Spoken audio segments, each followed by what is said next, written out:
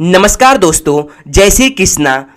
प्रिय दर्शकों, जो औरतें कपड़े खोलकर नहाती हैं उनके जीवन में इसका क्या असर पड़ता है, वीडियो में एक कहानी के जरिए आपको बताया जाएगा। तो चलिए मित्रों, आपका कीमती समय बर्बाद न करते हुए सीधे कहानी पर पहुंचते हैं। मित्रों, एक समय भगवान विष्णु लक्ष्मी माता के साथ हरिद्वार में घूम रहे थे। लक्ष्मी माता ने देखा कि समस्त मनुष्य गंगा में स्नान करके हर हर गंगे कहते हुए चले जा रहे हैं। दोस्तों, जब माता ने देखा कि समस्त मनुष्य गंगा में स्नान करने के बाद भी दुखी और परेशान हैं, तब माता लक्ष्मी ने बहुत ही आश्चर्य से भगवान विष्णु से पूछा कि गंगा में इतनी बार स्नान करने पर भी इनके पाप और दुखों का नाश क्यों नहीं हुआ? क्या गंगा में अब वो सत्यता नहीं रही? भगवान विष्णु ने कहा कि गंगा में तो अभी भी वही सामर्थ्य है, परंतु इन लोगों ने पाप नाशनी गंगा में तो स्नान किया ही नहीं है, फिर इनको लाभ कैसे होगा? लक्ष्मी जी ने आश्चर्य से कहा कि स्नान कैसे नहीं किया है? सभी ने तो अभी अभी स्नान करके जा रहे हैं, अभी तक इनके शरीर से पानी तक नहीं सूखा है। भगवान विष्णु ने कहा कि ये लोग तो केवल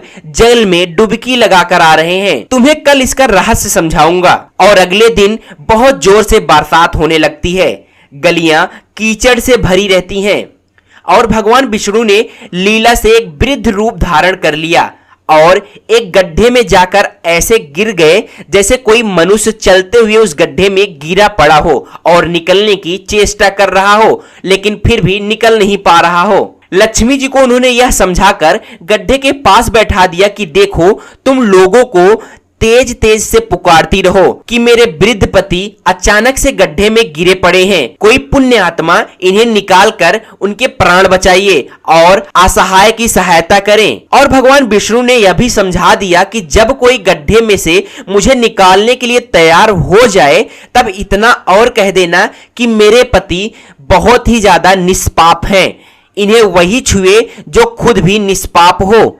यदि आप निष्पाप हैं तो उनको हाथ लगाइए, नहीं तो आप हाथ लगाते ही भस्म हो जाएंगे। माता लक्ष्मी ने तथास्तु कहकर गड्ढे के किनारे बैठ गई और आने जाने वालों को तेज तेज से भगवान विष्णु जी की सिखाई हुई बातें कहने लगी। गंगा में नहाकर लोगों के दल चले जा रहे थे और सुंदर युक्ति को यूं गड्ढे के पास बैठ देखकर कईयों के मनों में तो पाप उमड़ उठा और कईयों के मन में धर्म का भय हुआ। कई कानून से डरे और कुछ लोगों ने तो माता लक्ष्मी जी को यह भी सुना दिया कि मरने दे बुढ़े को, क्यों उसके लिए रोती है। और कुछ दयालु चरित्रवान पुरुष थे, उन्होंने उस युक्ति के पति को निकालने की चाहा, परंतु लक्ष्मी जी के वचन सुनकर वह रुक गए। उन्होंने सोचा कि हम गंगा में नहाकर आए हैं तो क्या हुआ, पापी तो है ही, कहीं सहायता करते समय हम भस्म न हो जाएं। इस स्त्री के कथन के अनुसार हम खुद भस्म न हो जाएं। किसी का साहस नहीं हुआ।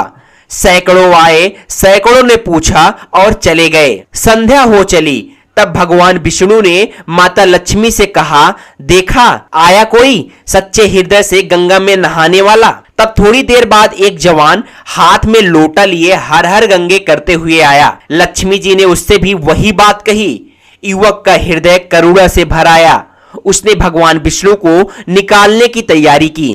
लक्ष्मी जी ने रोक कर कहा कि भाई, यदि तुम सामर्थ हो, निष्पापी हो, तभी मेरे पति को हाथ लगाना। उसने उसी समय बिना किसी संकोच के निश्चय के साथ लक्ष्मी जी से कहा कि माता, मेरे निष्पाप होने में तुझे संदेह क्यों होता है? देखती नहीं मैं अभी गंगा से स्नान करके आया हूं।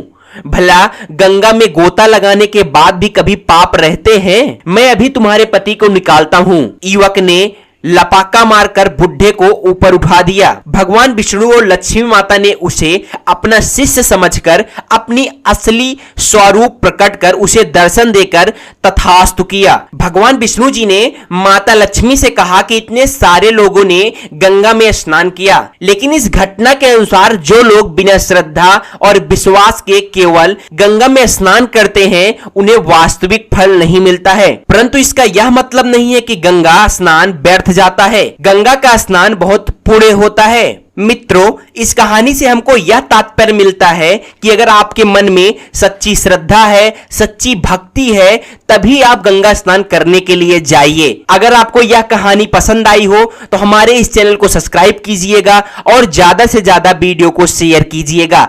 मिलते हैं दूसरे वीडियो में, तब तक के लिए जय श्री कृष्णा, राधे।